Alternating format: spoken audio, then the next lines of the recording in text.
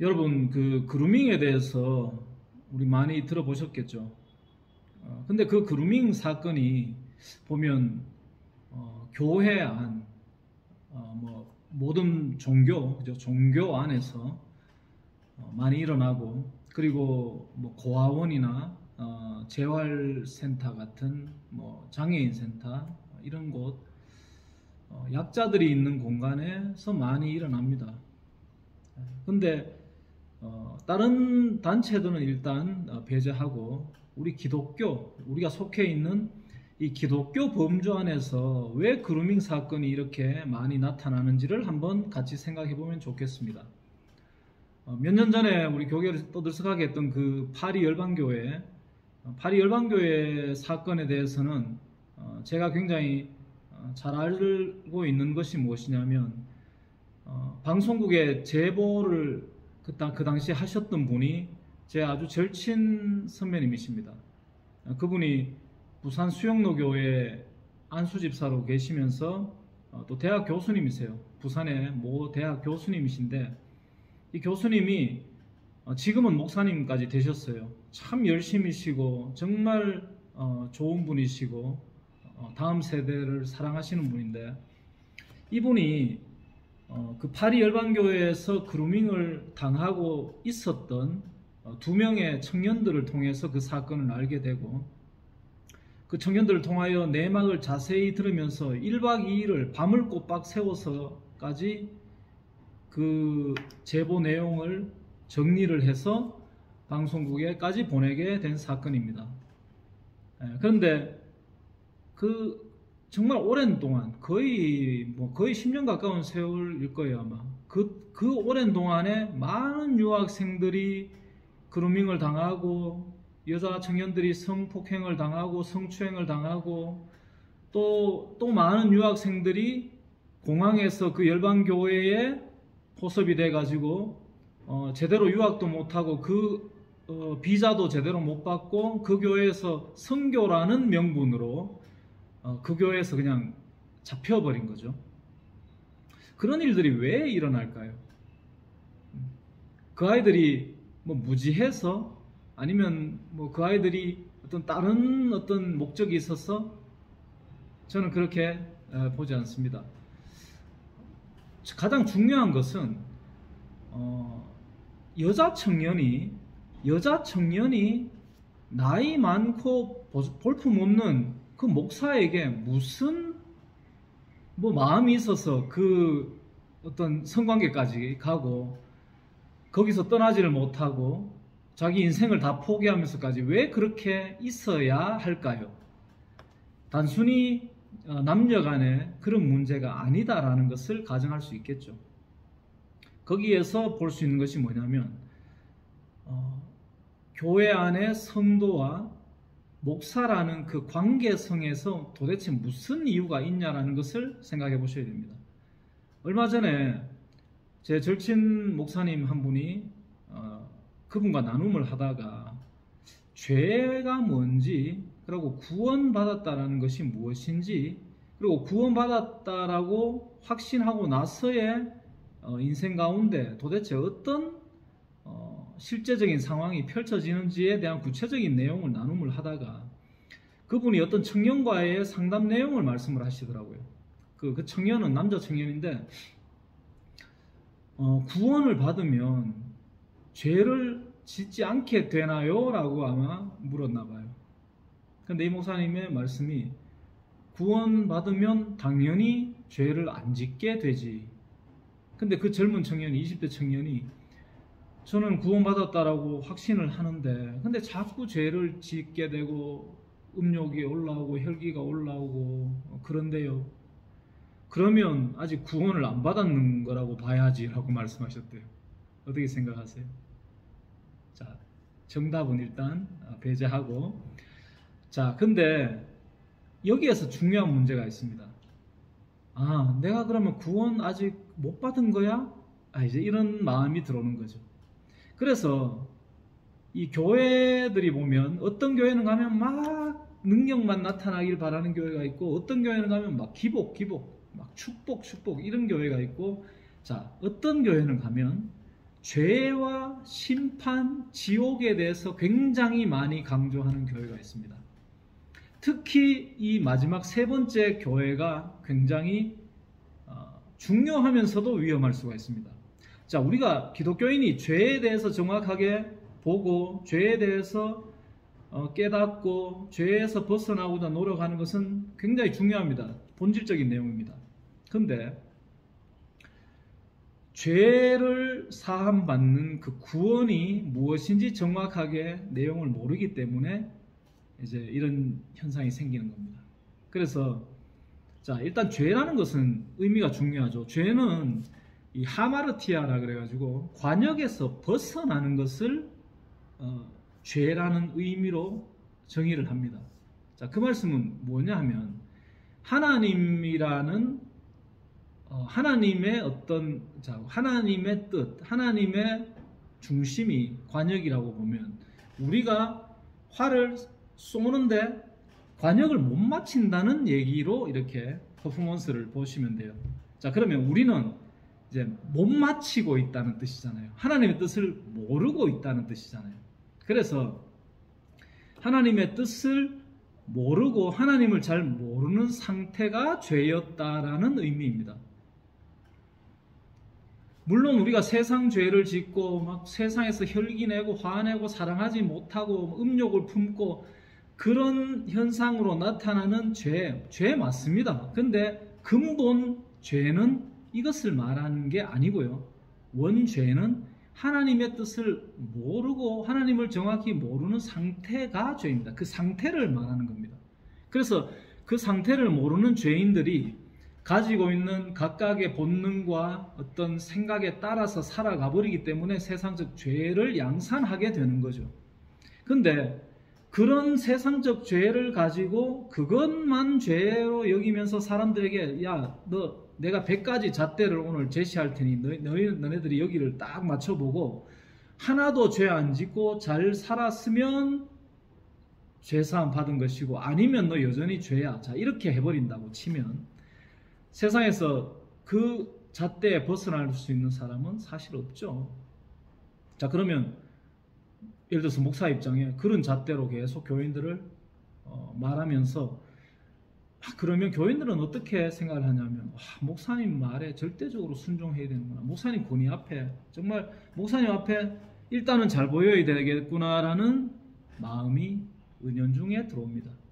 그래서 목사님을 교인들이 스스로 목사님의 권위를 높여버리는 현상이 오는 거죠. 그래서 목사님의 말이라면 죽는 채라도 해야 되고, 그래서 반스 목사 얘기 있지 않습니까? 반스 목사가 하는 말이 여자 집사를 목양실에 불러놓고 앞에서 반스 내려봐 해가지고 반스 내리면 내 성도고 못 내리면 내 성도 아니고 이 딴소리까지 나올 수 있는, 그리고 뭐 교회 돈이 필요한데 아파트 문서 갖고 오시오. 그래서 담보 아파트 재피고 교회 필요한 돈 대출 받읍시다 해서 도장 찍으면 내 성도고 아니면 아니고, 이런 얘기 이런 망발까지 할 수 있는 그런 지경이 되는 거죠.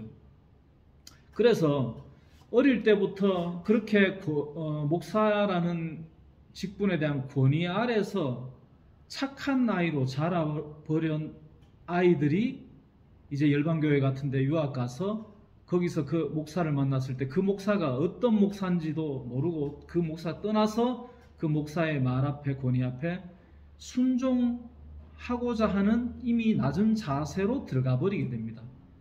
그래서 이제 일이 꼬이고 그렇게 되는 거죠. 제 선배님이 그 청년들 2명이 제보한 내용을 들어서 같이 정리해서 방송까지 보내서 그 사건이 세상에 알려지게 되기까지, 근데 그 청년들이 전도사님의 딸들이었습니다. 참 신기하죠.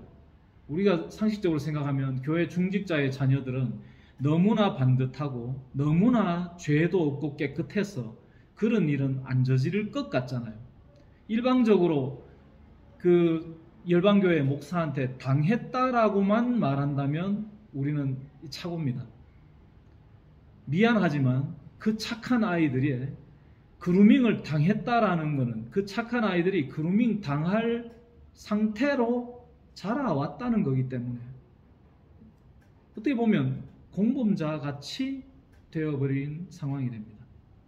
만약에 일반적인 아이들이라면 세상에 어떤 아저씨, 중년 아저씨가 자꾸 손을 내면 성범죄로 신고하든지 그 자리에서 막 음포를 놓든지 뭘 하겠죠. 근데 이 아이들은 다 당해버린단 말이죠. 부산 수영로 교회 청년들만 그 교회를 간 것이 아닙니다. 많은 우리 한국의 청년들이 파리에 유학을 갈 거 아닙니까? 그러면 미국이든 어디든 나라에 가면 그 한인들이 많은 곳에 가면 한인교회가 많이 있고, 공항에 유학 오거나 이민 오는 분들을 유치하기 위해서 교회들이 전도를 많이 나온대요. 근데 거기에 청년들이 걸려 들어가는 거죠. 유학을 도와주겠다, 비자를 도와주겠다, 신앙생활을 도와주겠다라고 접근해서는 목사가 십수명, 아마 꽤 많은 청년들을 그렇게 그런 일이 있었답니다. 그래서 오늘 드리고 싶은 말씀은 뭐냐면, 우리가 신앙생활 하면서 아까 말씀드렸듯이 하나님을 정확히 알지 못하면 그 종교 지도자들에게 다 뺏기고 유린당하고 그런 일이 생긴다라는 것입니다. 그래서 일단은 사람을 이렇게 다른 사람으로 보지 않으시길 바랍니다. 목사는 별다른 직분이고 막 우리하고 다른 사람이고 이렇게 보지 마시고, 저도 별 볼도 없지만 직분상은 목사 선교사지 않습니까? 근데 별거 아닙니다. 그냥 사람입니다. 우리도 똑같은 사람이고 똑같은 본능을 가지고 있고 똑같은 생각을 가지고 있지만, 이분이 하나님이시구나, 이 하나님이 우리 아버지시구나, 내 아버지가 아니고 하나님을 아버지로 알게 된 우리 세상의 모든 형제 자매들의 한 분 아버지입니다. 특별히 누구의 하나님이 아닙니다. 근데 특별히 누구의 하나님인 양 전하면서 자기가 특별한 위치에 있다라고 말하는 자들은 무조건 거기서 도망치십시오. 이게 팁입니다. 똑같은 낮은 자리에서 단지 맡은 직분이 다르다고 했잖아요. 누구는 말씀 전하는 자로, 누구는 섬기는 자로, 누구는 믿음이 있는 자로, 누구는 직분이 다를 뿐이지, 그 직분 중에 하나일 뿐이지, 목사이면서 선교사인 사람은 직분은 목사인데 여기 아프리카라는 곳에 와서 이 가난한 자들을 섬기고 돕는 봉사자로 살면서 여기서 깨달은 것을, 하나님의 말씀을 또 이렇게도 나누는 자구나 정도. 그래서 형제 자매예요. 당신들의 형제고 저의 자매들이고 형제들이고 이런 관계인 거지, 우리가 성직자라고 따로 분류해서 계급을 나누는 것은 가톨릭적 종교적 양태입니다. 그래서 하나님의 복음을 종교로 굳건히 다듬어 가는 것이 가장 이단 중에 이단인 거죠. 그래서 여러분들이 이 복음이란 것이 어떤 대단히 화려하고 거창한 것이라고 여겼더라면, 이제는 하나님을 제대로 알고 회개가 되고 마음이 이제 거듭나면 이게 거창한 것이 아니었구나, 예수님이 정말 볼품없고 약하고 그렇게 와서 죽으시기까지 순종되신 어린 양처럼 이렇게 우리에게 값없이 주시려고 오신 정말 하나님의 사랑이구나라고 깨닫고 세상에서 담대히 살아가시길 축원합니다. 막 스스로 나약해져 가지고 막 권위 앞에서 벌벌벌 떨고 말도 못하고 이렇게 사시면 안 됩니다. 인간적인 겸손함, 이것이 하나님의 겸손이 아닙니다. 하나님의 말씀에 절대적으로 순종되어지는 것이 겸손입니다. 예수님이 희생양 어린 양이 되었듯이 그것이 겸손입니다. 그런데 예수님이 바리새인들 앞에서 세상 앞에서 막 겸손 떠셨습니까? 아닙니다.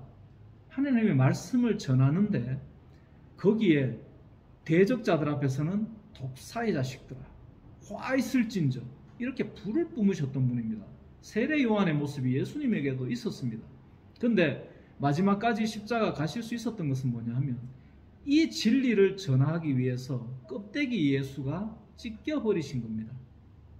우리가 바라던 육신의 예수가 이 땅을 점령해가지고 믿는 자들이 막 짠하고 기세등등해지고 이런 거를 원했던 우리가 그 화려함을 붙잡으려고 했던 우리의 왕이신 예수님은 찢겨 돌아가시고 그 안에 진리의 생명이 우리 안에 와서 세상을 담대히 살아갈 수 있는 거구나.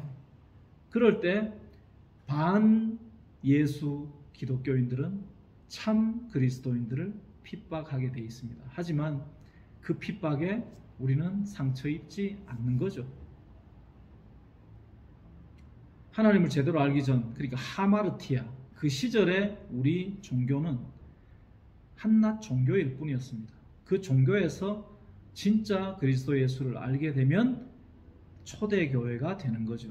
그래서 초대교회가 로마 카톨릭의 포섭이 돼서 내려오다가 개신교로 이렇게 조금 삐짓고 나왔는데 여기에서 구원받으면 초대교회로 거듭나는 겁니다. 그것이 예수님이 우리 안에서 세우고자 그렇게 애쓰셨던 복음입니다. 우리의 자녀들을 우리가 걸어왔듯이 그렇게 종교에 그루밍되는 아이들로 키우면 안 되지 않겠습니까? 우리가 이제 이것을 깨달았다면 우리 아이들에게는 그 그루밍에서 벗어날 수 있도록 담대한 복음을 가르쳐야 되지 않겠습니까? 제2, 제3의 막 열방교회, 만민중앙교회, 막 성락교회, 저 피지 은혜로 교회, 막 이런 것들이 안 나오면 참 좋겠습니다. 하지만 지금도 여전히 세상 도처에서는 수많은 그루밍이 일어나고 있고 수많은 다음 세대들이 여전히 종교에 종살이를 하고 있고 죄에 전전긍긍하면서 삶을 못 살아내고 있습니다. 하나님이 정말 어떤 하나님인지 빨리 깨달아서 담대히 능히 세상을 살아갈 수 있는 우리 다음 세대들이 많이 나오길 간절히 축원합니다.